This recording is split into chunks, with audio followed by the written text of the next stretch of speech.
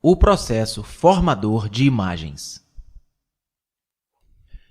Para entender todo o significado da relação uns com os outros, por mais íntima ou mais distante que seja, devemos começar a entender o porquê que o cérebro cria imagens. Devemos examinar juntos e descobrir por que os seres humanos em todo o mundo possuem este extraordinário mecanismo que cria imagens, símbolos e modelos. Será porque esses modelos, símbolos e imagens nos dão uma grande sensação de segurança? Se vocês observarem, irão perceber que fazem uma imagem de si mesmos, seja uma imagem de vaidade, que é arrogância, ou uma imagem contrária. Vocês acumularam uma grande experiência, adquiriram um grande conhecimento, o que por si mesmo cria a imagem do especialista, da autoridade. Por que é que temos imagens de nós mesmos? Essas imagens separam as pessoas. Se vocês têm uma imagem de vocês mesmos como suíços, ingleses ou franceses, e assim por diante, essa imagem não apenas distorce a sua observação da humanidade, como também os separa das outras pessoas. E sempre que há separação, divisão, há conflito, como há conflito em todo o mundo. O árabe contra o israelita, o muçulmano contra o hindu, uma igreja cristã contra a outra. Tanto a divisão nacional quanto a econômica, todas resultam de imagens, conceitos, ideias, e o cérebro se apega a essas imagens. Por quê? Isso faz parte da nossa cultura, faz parte do nosso treinamento religioso e da nossa educação diária. Quando alguém tem uma imagem de si mesmo, como inglês ou americano, essa imagem lhe dá uma certa sensação de segurança. Isso é muito claro. Tendo criado a imagem de si mesmo, essa imagem se torna semi-permanente. Por trás dessa imagem, ou com essa imagem, tenta-se obter segurança, proteção, uma forma de resistência. Quando estamos em relação com o outro, embora delicadamente, embora sutilmente, psíquica ou fisicamente, há uma resposta baseada nas imagens. Se alguém é casado ou tem uma relação íntima com outra pessoa, forma-se uma imagem na sua vida diária. Pode ser que essa relação exista há uma semana ou há 10 anos. A imagem da outra pessoa é formada lentamente, passo a passo. Cada reação é lembrada, acrescentada à imagem e armazenada no cérebro, de modo que a relação pode ser física, sexual ou psíquica. Na verdade, essa relação é entre duas imagens, a sua própria imagem e a do outro. O conferencista não está dizendo nada de extravagante, de exótico ou fantástico. Está apenas observando que essas imagens existem. As imagens existem e nunca se pode conhecer completamente o outro. Se alguém é casado ou tem uma namorada, nunca pode conhecê-la completamente. Pensa que a conhece porque, tendo vivido com essa pessoa, acumulou lembranças de vários incidentes, de várias irritações e de todas as ocorrências que acontecem na vida diária. Assim como ela também teve as suas reações e as imagens dessas reações estão impressas no seu cérebro. Essas imagens representam uma parte extraordinariamente importante na nossa vida. Aparentemente, poucos de nós estão livres de qualquer forma de imagem. Estar livre das imagens é a verdadeira liberdade. Nessa liberdade não há nenhuma divisão produzida pelas imagens. A lembrança e o registro se processam o tempo todo. Estamos perguntando se é possível não registrar psicologicamente mas apenas registrar aquilo que for realmente necessário. Em certos sentidos, é necessário registrar. Por exemplo, devemos registrar tudo o que for necessário para aprender a matemática. Se vou ser engenheiro, devo registrar toda a matemática relacionada às estruturas, e assim por diante. Se vou ser físico, devo registrar o que já foi confirmado nesse terreno. Para aprender a dirigir um carro, devo registrar. Mas será mesmo necessário, em nossas relações, registrar psicologicamente, interiormente? Será que a lembrança de incidentes passados é amor? Quando eu digo para minha esposa, eu amo você, isso pertence à lembrança de todas as coisas que passamos juntos. Os incidentes, as agonias, as lutas, que são registradas, armazenadas no cérebro. Será que essas lembranças são de fato amor? Sendo assim, será possível ser livre e não registrar de nenhum modo psicologicamente? Isso só é possível somente quando há total atenção. Quando há total atenção, não há registro. Não há identificação. Não sei por que queremos explicações. Será porque os nossos cérebros não são suficientemente rápidos para capturar, para ter uma introvisão de toda a coisa imediatamente? Por que não podemos perceber isto, toda a verdade disto, deixar esta verdade operar e, portanto, apagar a programação e ter um cérebro que não registre de nenhum modo psicologicamente? Mas a maioria dos seres humanos são, de preferência, indolentes. Eles preferem gostar de viver nos seus antigos modelos, com os seus hábitos particulares de pensamento. Eles rejeitam qualquer coisa nova, porque pensam que é muito melhor viver com o conhecido do que com o desconhecido. No conhecido existe proteção. Pelo menos eles pensam que existe proteção, segurança, e assim continuam repetindo, trabalhando e lutando dentro do campo do conhecido. Podemos observar sem todo o processo e o mecanismo da memória em operação? O que é essa imagem? Como ela se forma? E o que é que a sustenta? Ora, o mecanismo formador de imagem é a desatenção. Compreendem, senhores? Por exemplo, quando me insultam, reajo. E essa reação que cria a imagem. A reação acontece por não haver atenção. Entende?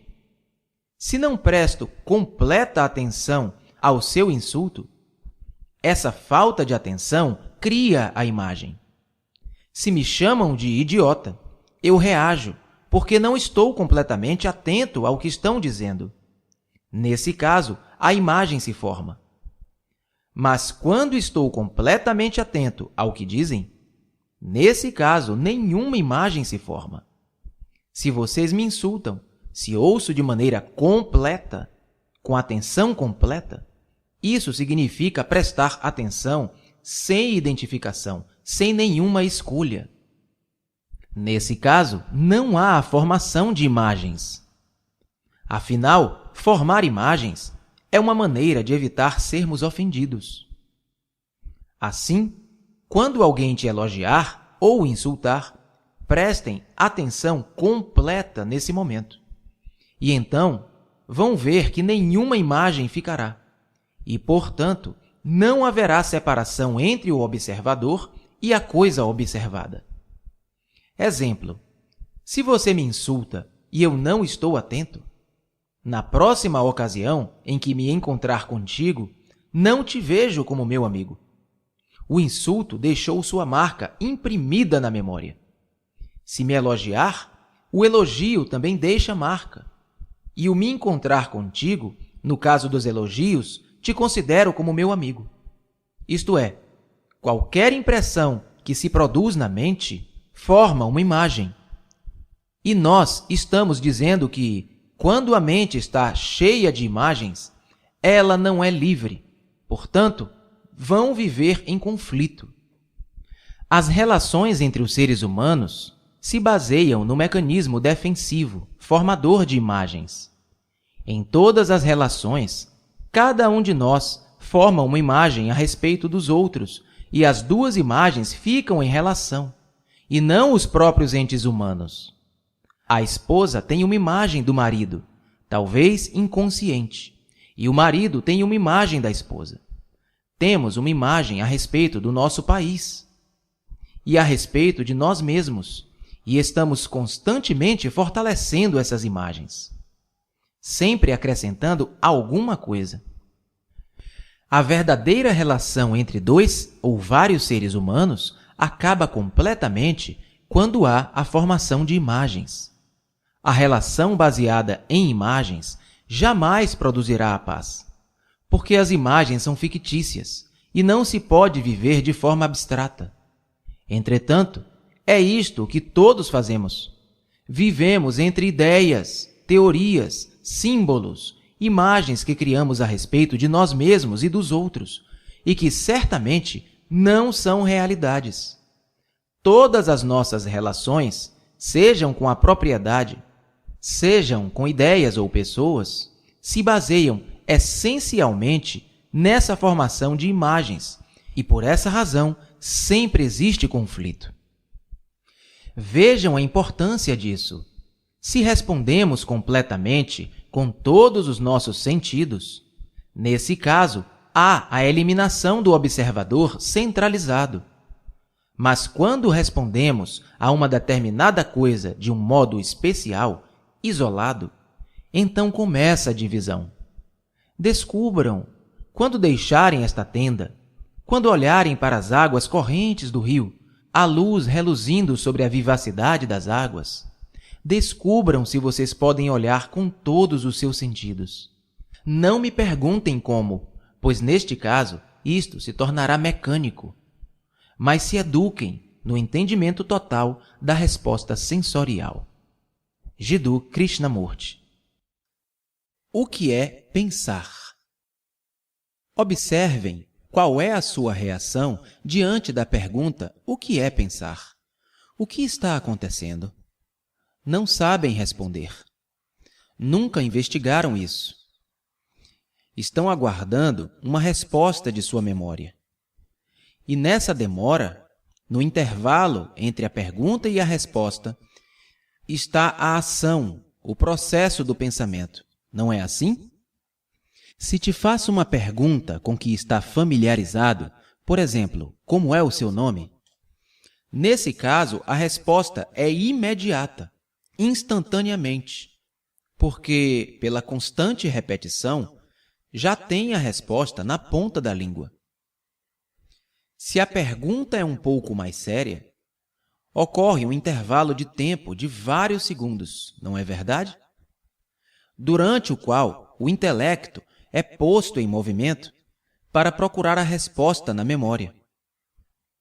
Se te faço uma pergunta mais complexa, maior é o intervalo de tempo, mas o processo é o mesmo. Consultar na memória, procurar as palavras apropriadas, identificá-las e, em seguida, responder. Vamos com calma, pois é realmente muito divertido e interessante observar o funcionamento desse processo. Tudo isso faz parte do autoconhecimento. Mas, se você pergunta algo que eu não sei, que ninguém sabe, que nenhum livro ou filósofo respondeu, então eu só posso dizer: eu não sei. Por exemplo, existe ou não existe Deus? O que acontece? Nenhuma resposta pode ser encontrada na memória. Embora te agrade crer, embora vocês foram condicionados e ensinados a crer, devem varrer essas ideias. E investigar na memória não dá resultado. Esperar que alguém dê a resposta é inútil, porque ninguém pode dá-la. E o intervalo de tempo para nada serve. há só o fato no presente ativo, a certeza absoluta de que não sabem. Eu realmente não sei. Agora, quando eu digo eu não sei, eu realmente quero dizer que eu não sei. Isso quer dizer que eu não estou esperando por uma resposta, ou esperando que alguém me responda, ou procurando por uma resposta. Quer dizer que minha mente está completamente alerta, mas eu não estou olhando porque eu não sei aonde olhar ou a quem perguntar. Esse estado de não saber é atenção completa. E qualquer outra forma de saber ou de não saber procede do tempo e do pensamento, e é desatenção. Nesse estado, eu começo a descobrir por que esse estado é liberdade real. Uma mente assim é uma mente religiosa, não mais procurando, não mais exigindo experiências. E uma mente assim tem uma atividade totalmente diferente, numa dimensão diferente, a qual o pensamento possivelmente nunca possa alcançar. E somente uma mente assim, a mente religiosa, que pode saber algo além de todas as imaginações e estrutura de esperança do homem. Krishnamurti, em A Real Revolução. Agora, o que acontece quando estão na presença de um fato? Têm opiniões a respeito do fato? Ou simplesmente o observam? Se têm opiniões, juízos, avaliações acerca do fato, então não estão vendo. E não consegue ver porque entra em cena o tempo psicológico, pois sua opinião é produto do tempo, do ontem, de seus conhecimentos anteriores. O ver realmente está no presente ativo, e nesse ver não existe medo. Isso é um fato real. O experimentar de um fato real é que liberta do medo a consciência total. Krishnamurti, em O Passo Decisivo. O que é pensar? São dados, informações em forma de memória. É uma resposta, uma reação da memória. Se vocês não possuíssem memória, não seriam capazes de pensar. A memória está armazenada no cérebro como conhecimento, resultado da experiência. É assim que acontece o processamento de nosso cérebro. Primeiro, experiência. Experiência que pode pertencer aos primórdios do homem, que nós herdamos. Essa experiência resulta no conhecimento, que é armazenado no cérebro. Nesse caso, se formou a memória, e da memória, o pensamento. Com o pensamento, vocês agem. Com essa ação, aprendem mais. E assim, vocês repetem o ciclo: experiência, conhecimento, memória, pensamento, ação. Com essa ação, aprendem mais e repetem. É assim que somos programados. Estamos sempre fazendo isso. Tendo lembrado da dor, no futuro, evitamos a dor que causará sofrimento. Isso se torna conhecimento. E repetimos isso. Repetimos o prazer sexual. Este é o movimento do pensamento. Vejam a beleza disso. Como o pensamento opera mecanicamente. O pensamento diz para si mesmo: sou livre para operar. No entanto, o pensamento jamais é livre, porque é baseado no conhecimento. E o conhecimento, obviamente, é sempre limitado. O conhecimento é sempre limitado, porque faz parte do tempo. O conhecimento vem com o tempo. Por exemplo, para aprender uma língua, vocês precisam de tempo. Para aprender uma habilidade ou dirigir um carro com eficiência, leva tempo. o mesmo movimento do tempo exterior é convertido para o campo psicológico interno. E estou me referindo a este tipo de tempo interno, psicológico. Aí também dizemos: tenho que ter tempo para aprender a meu respeito. Tenho que ter tempo com o objetivo de mudar aquilo que sou para aquilo que deveria ser. Converter a atividade do mundo externo ao mundo psicológico significa que o tempo é um grande fator em nossa vida, o futuro, o passado e o presente. Tempo, conhecimento, memória e pensamento são uma única unidade. Não são atividades separadas, mas um único movimento. Eu vou aprender mais e, para aprender mais, tenho que ter tempo. Exemplo: eu não sei falar inglês, mas vou aprender. Pode levar 6 meses, 1 ano ou a vida toda. O conhecimento é o movimento do tempo. Tempo, conhecimento, pensamento e ação. Vivemos neste ciclo. O pensamento é limitado. Assim, toda a ação que o pensamento gera tem que ser limitada. E essa limitação cria conflito, é divisão. Se digo que sou cristão ou que sou protestante, nesse caso, estou limitado. E essa limitação provoca não apenas a corrupção, mas também o conflito. Assim, uma pessoa diz: eu pertenço a determinado partido, ou eu sou membro de um determinado grupo. E assim, há conflito entre nós.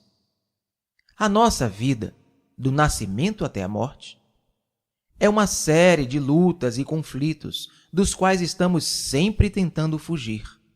E isto causa mais conflito. Vivemos e morremos neste interminável conflito. Nunca buscamos a raiz desse conflito, que é o pensamento.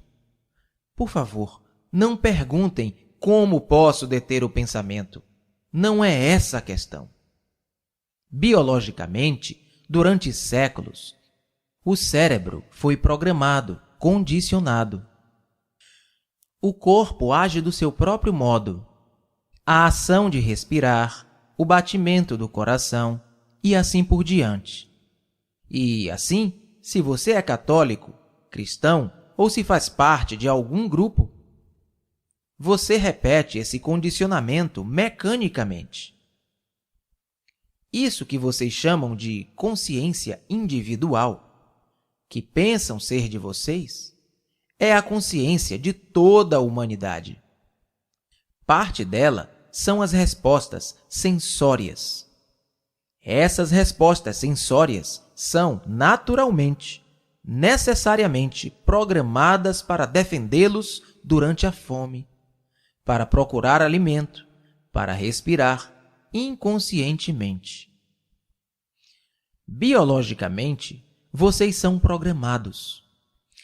Então, o conteúdo de suas consciências inclui as muitas lesões e ferimentos que vocês receberam na infância, as muitas formas de culpa, traumas. Ela inclui as várias ideias, certezas imaginárias, as muitas experiências, tanto sensórias quanto psicológicas. Há sempre a base, a raiz do medo em suas várias formas. Com o medo, naturalmente, surge o ódio.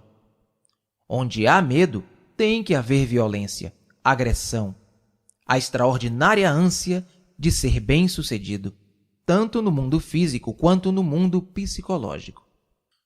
No conteúdo da consciência, há a constante perseguição do prazer, o prazer da posse, da dominação, o prazer da soma de bens materiais que dá o poder, o prazer de um filósofo com o seu imenso conhecimento.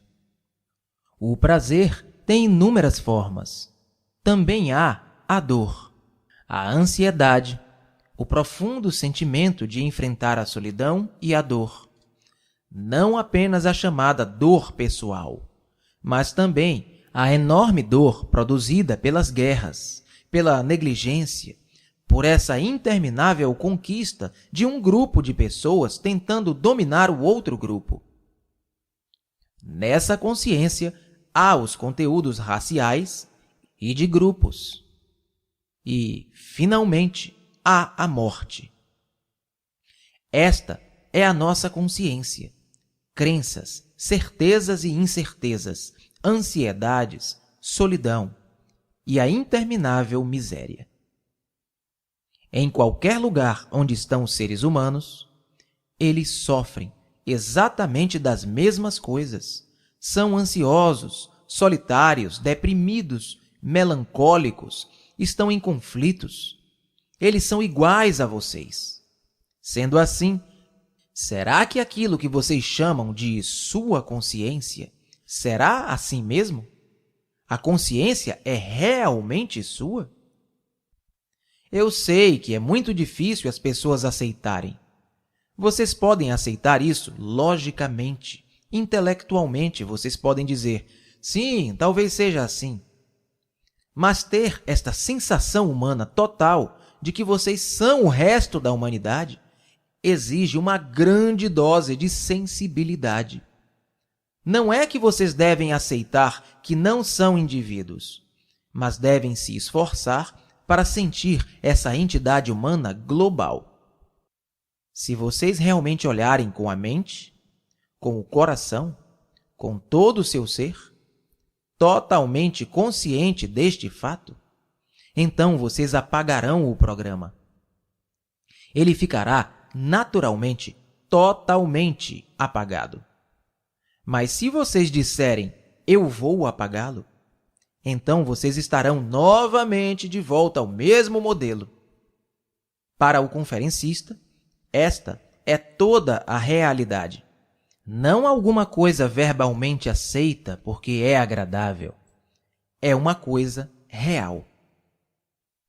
Jiddu Krishnamurti, A Rede do Pensamento, 1981. O cérebro produz a mente. O que é a mente? Quando faço essa pergunta, por favor, não espere uma resposta minha. Olhe para a sua própria mente. Observe os caminhos do seu próprio pensamento. O que descrevo é apenas uma indicação. Não é a realidade. A realidade você tem que experimentar por si mesmo. A palavra, a descrição, o símbolo, não é a coisa real. A palavra porta, obviamente, não é a porta. A palavra amor não é o sentimento, a extraordinária qualidade que a palavra indica. Então, não vamos confundir a palavra, o nome, o símbolo, com o fato. Se você fica simplesmente no nível verbal e discute o que é a mente, nesse caso está perdido, porque então nunca sentirá a qualidade desta coisa surpreendente chamada mente. Então, o que é a mente? Obviamente, a mente é toda a nossa consciência, é toda a nossa existência, todo o processo do nosso pensar. A mente é o resultado do cérebro. É a filha do cérebro. Se o cérebro é limitado, danificado, a mente também é danificada.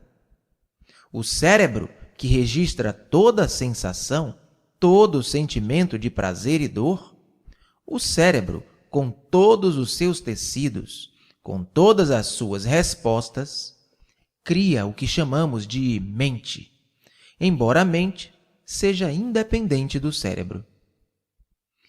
Você não tem que aceitar isto. Pode experimentar e ver por si mesmo.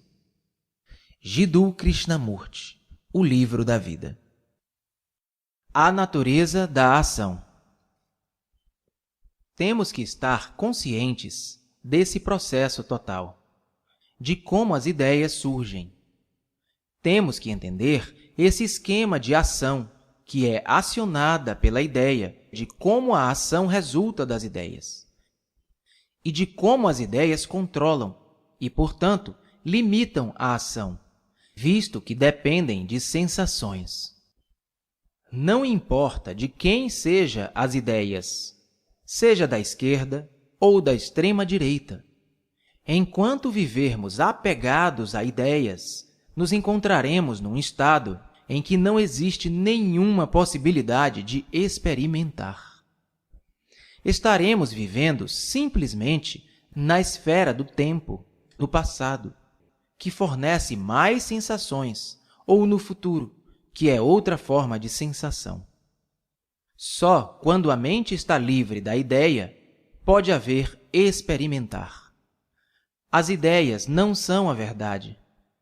A verdade é algo que tem de ser experimentado diretamente, de momento a momento. Não é uma experiência desejada. Isso é simplesmente pura sensação. Só quando somos capazes de transcender o feixe de ideias, que é o eu, que é a mente, que tem uma continuidade parcial ou integral, só quando somos capazes de ultrapassá-lo, quando o pensamento está em absoluto silêncio, só assim que existe um estado de experimentar. Nesse caso, podemos saber o que é a verdade. Isso parece um pouco filosófico, mas, na realidade, é bem simples. No momento de experimentar, não estão conscientes de si mesmos como experimentadores separados da experiência. Estão num estado de experimentar. Vamos pegar um exemplo muito simples. Vocês estão irritados. No momento da irritação, não há experimentador e experiência, só há experimentar.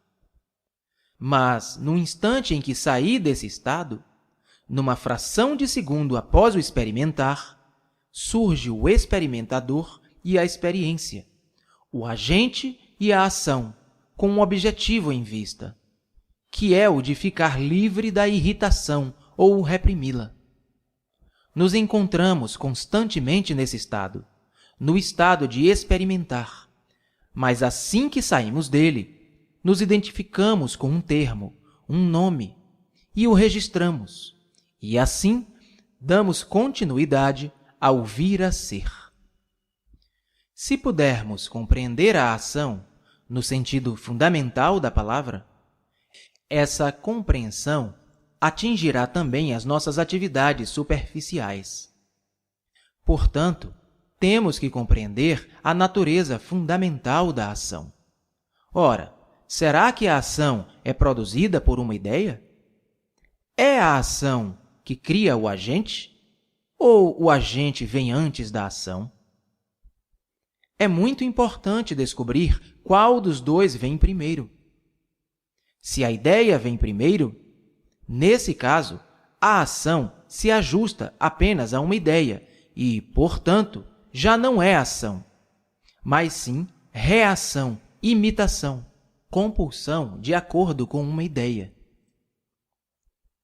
É importantíssimo compreender esse processo, porque, uma vez que nossa sociedade está, em grande parte, construída sobre o nível intelectual ou verbal, a ideia vem primeiro em relação à maioria de nós e, em seguida, a ação. As ideias geram outras ideias. E quando só há geração de ideias, há antagonismo, e a sociedade se torna fragmentada por causa do processo intelectual de ideação. Nossa estrutura social é muito intelectual. Estamos cultivando o intelecto em detrimento de todos os demais fatores de nosso ser, e por esse motivo estamos sufocados por ideias. Podem as ideias, em algum momento, produzir ação, ou as ideias apenas moldam o pensamento e, portanto, limitam a ação? Quando a ação é imposta por uma ideia, ela não liberta o homem. É muito importante compreender este ponto. Se uma ideia molda a ação, nesse caso, nunca poderá trazer a solução dos nossos sofrimentos, porque, antes que possa ser convertida em ação, precisamos descobrir como surgem as ideias. A pesquisa da ideação, da formação das ideias, seja as dos socialistas, dos capitalistas, dos comunistas, seja as das várias religiões, é da máxima importância. Principalmente tendo-se em vista que nossa sociedade se encontra à beira de um precipício, atraindo sobre si outra catástrofe, outra mutilação. Os que têm intenção realmente séria de descobrir a solução humana de nossos numerosos problemas devem, em primeiro lugar, compreender o processo de ideação. O que se entende por ideia? Como se origina a ideia? Vamos supor que eu tenho uma ideia e desejo pô-la em execução. Busco um método de levar a efeito essa ideia. E ficamos perdidos em teorias, desperdiçando tempo e energia numa disputa sobre como a ideia deve ser posta em execução. Portanto, é de muita importância descobrir como as ideias surgem.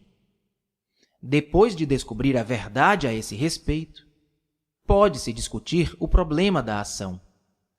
A menos que procuremos compreender as ideias, nenhum sentido tem a descoberta de como agir. Ora, como adquirimos uma ideia? Uma ideia muito simples não precisa ser uma ideia filosófica, religiosa ou econômica. Evidentemente, trata-se de um processo de pensamento. A ideia é o produto de um processo de pensamento. Sem processo de pensamento, não pode haver ideia. Devo compreender esse processo de pensamento antes de poder compreender seu produto, ideia. Jiddu Krishnamurti. O agente, a ação e o objetivo a ser alcançado. Nossa vida é uma série de ações, um processo de ação em diferentes níveis da consciência. Consciência é experimentar, dar nome, identificar e registrar. Isto é, a consciência se constitui de desafio e reação, ou seja, experimentar, em seguida dar nome e, por fim, registrar na memória. Ora, a ação cria o agente. Isto é, o agente começa a existir quando a ação visa a um resultado, um objetivo. Se não tem um objetivo, um resultado, não há ação. Não há agente. Mas se há um objetivo, nesse caso, a ação cria o agente. Assim, agente, ação e objetivo, ou resultado, é um processo unitário, um processo único, que se inicia quando a ação tem um objetivo. A ação, com o objetivo de alcançar um resultado, é vontade. De outro modo, não existe vontade. O desejo de conseguir um resultado faz nascer a vontade, o agente. Por exemplo, quero realizar uma coisa, quero escrever um livro, quero ser um homem rico, quero pintar um quadro. Conhecemos muito bem estes três estados: o agente, a ação e o objetivo a ser alcançado. Essa é a nossa existência diária. Estou explicando o que é, mas só começaremos a compreender a maneira de transformar o que é quando o examinarmos claramente, de modo que não haja ilusões, nem preconceito, nem tendência com relação a ele. Ora, estes três estados que constituem a experiência, o agente, a ação e o resultado, são um processo de vir a ser. De outro modo, não há vir a ser. Se não há agente e se não há ação voltada para um objetivo, não há vir a ser. Porém, a vida, como a conhecemos, a nossa vida diária, é um processo de vir a ser.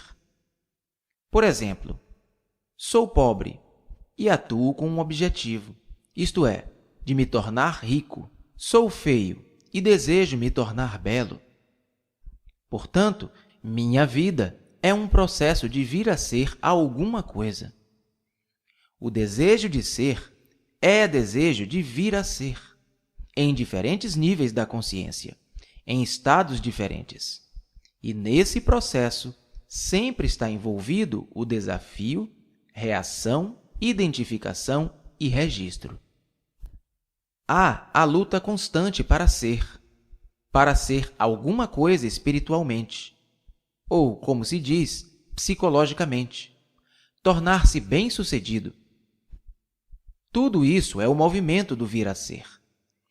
Por exemplo, agora sou isto, mas chegarei à meta final, ao princípio mais alto. Tenha esse princípio o nome de Deus, de Brahman ou qualquer outro nome. A luta constante, seja para vir a ser ou para ser, é a mesma coisa. Mas quando alguém está tentando vir a ser em várias direções, nesse caso, está negando o ser. Quando você tenta ser, você também está se tornando. Vejam este movimento da mente, do pensamento. Estando insatisfeito, descontente com aquilo que sou, tento me realizar em alguma coisa. Eu passo a desejar um determinado objetivo. Pode ser doloroso, mas pensamos que o objetivo é agradável. Há esta constante luta para ser e vir a ser. Estamos todos tentando vir a ser. Fisicamente, queremos uma casa melhor, uma melhor posição com mais poder, um status mais elevado. Biologicamente, se não estamos bem, procuramos ficar bem. Psicologicamente, todo o processo interior do pensamento, da consciência, toda a propensão interior vem do reconhecimento de que, na realidade, nada somos. E pelo vir a ser, nos afastamos disso.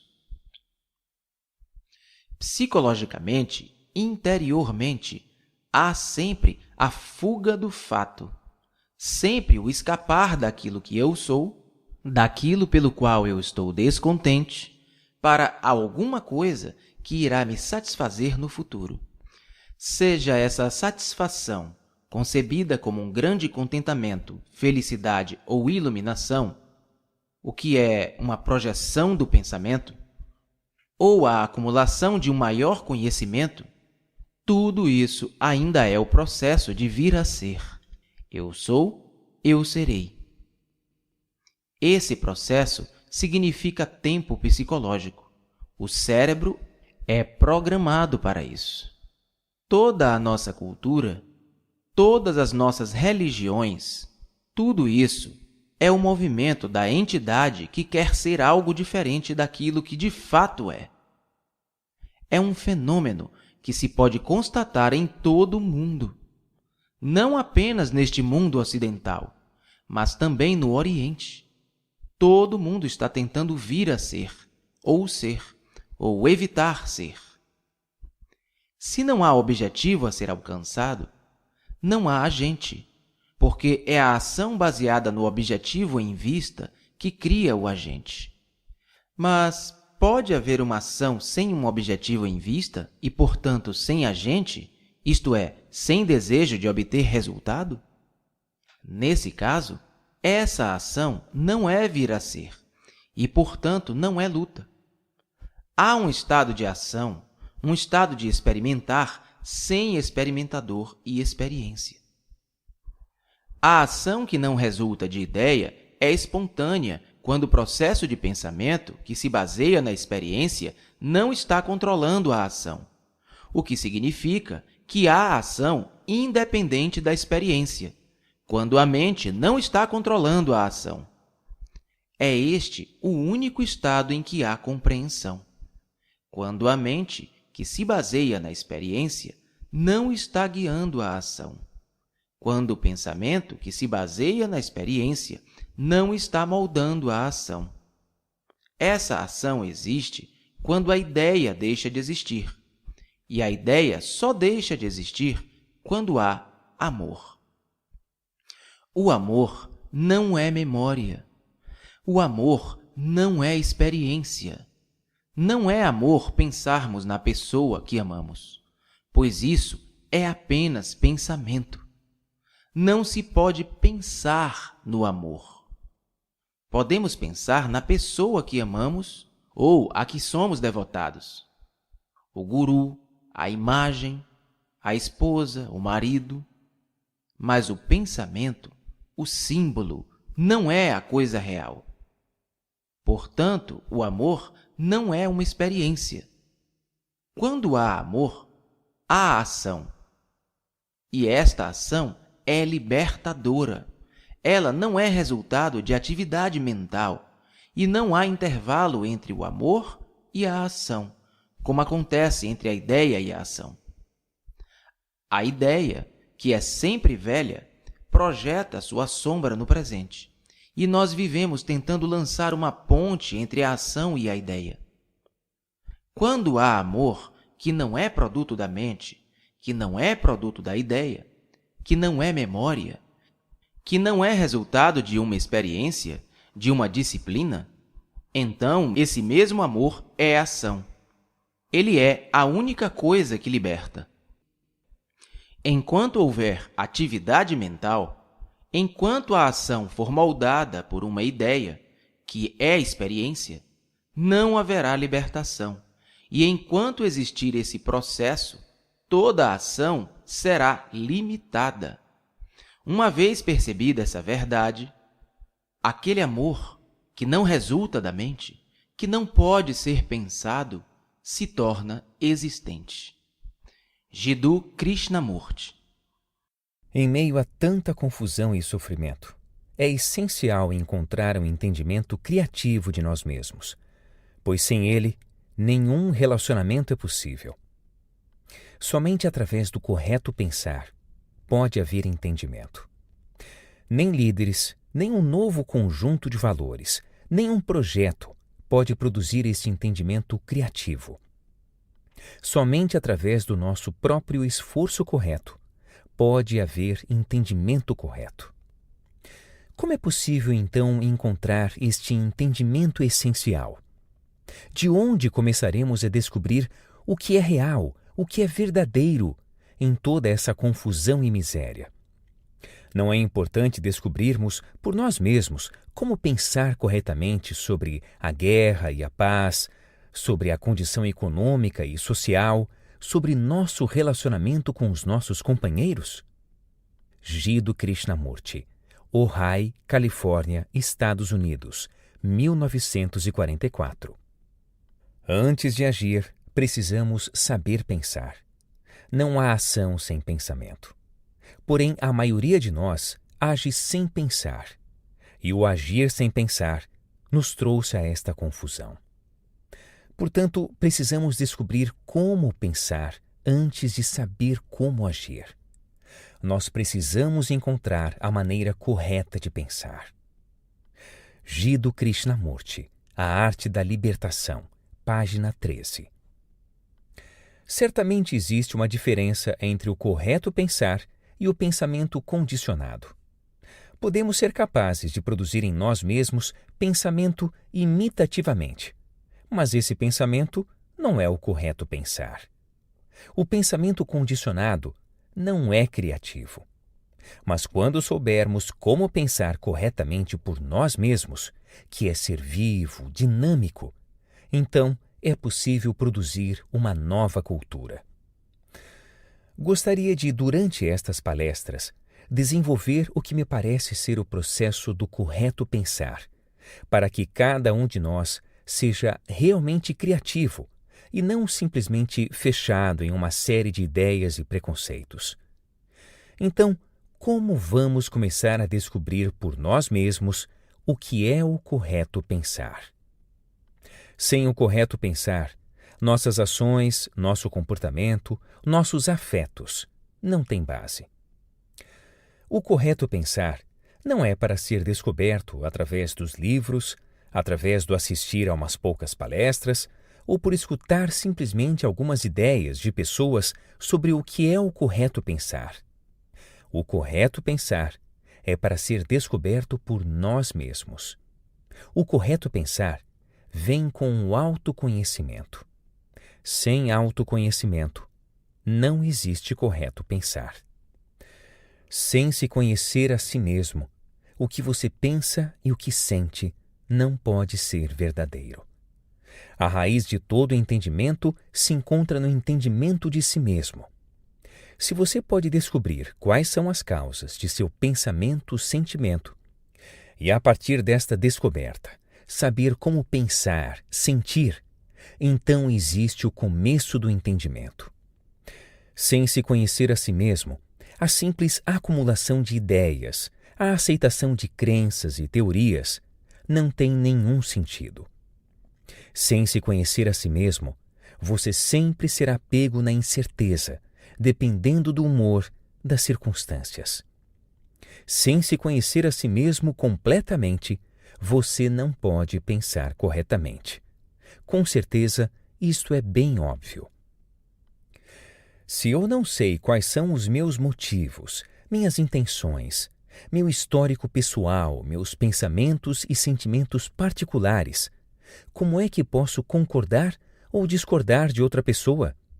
Como posso avaliar ou estabelecer minha relação com outra pessoa? Como posso descobrir qualquer coisa da vida se não conheço a mim mesmo? E conhecer a mim mesmo é uma tarefa enorme que requer constante observação, uma vigilância meditativa. Esta é a nossa primeira tarefa, mesmo antes do problema da guerra e da paz, dos conflitos econômicos, sociais, da questão da morte e da imortalidade. Estas questões vão surgir, mas na descoberta de nós mesmos, no entendimento de nós mesmos, estas questões serão respondidas corretamente. Assim, aqueles que são realmente sérios nestas questões devem começar por eles mesmos, com o objetivo de entender o mundo do qual são uma parte. Se não entender a si mesmo, você não pode entender o todo. O autoconhecimento é o começo da sabedoria. É cultivado pela busca individual de si mesmo. Não estou colocando o indivíduo em oposição à massa, ao coletivo. Eles não são diferentes. Você, o indivíduo, é a massa, é o resultado da massa. Como você vai descobrir se entrar nisto profundamente. Em nós se encontra a multiplicidade e o particular. É como um córrego que está constantemente fluindo, deixando pequenos redemoinhos. E a estes redemoinhos chamamos de individualidade, mas eles são o resultado desse constante fluxo de água. Seus pensamentos e sentimentos, aquelas atividades mentais e emocionais, não são o resultado do passado, do que chamamos de multiplicidade? Os seus pensamentos e sentimentos não são semelhantes aos dos seus vizinhos? Agora, quando falo sobre o indivíduo, não o estou colocando em oposição à massa. O que eu sou? Sou o resultado do passado, de inúmeras camadas do passado, de uma série de causas e efeitos. E como posso estar em oposição ao todo, ao passado, quando de fato sou o resultado de tudo isso? Se torna essencial produzir em cada um de nós a capacidade de descobrir o que é verdadeiro. Pois o que é descoberto é libertador, criativo e também verdadeiro. Ou seja, se simplesmente nos conformarmos com um padrão do que deveríamos ser, ou ceder a um anseio, Isso produz certos resultados conflitantes, confusos. Mas no processo do estudo de nós mesmos, estaremos numa viagem de autodescoberta. Jiddu Krishnamurti, Ojai, Califórnia, Estados Unidos, 1944.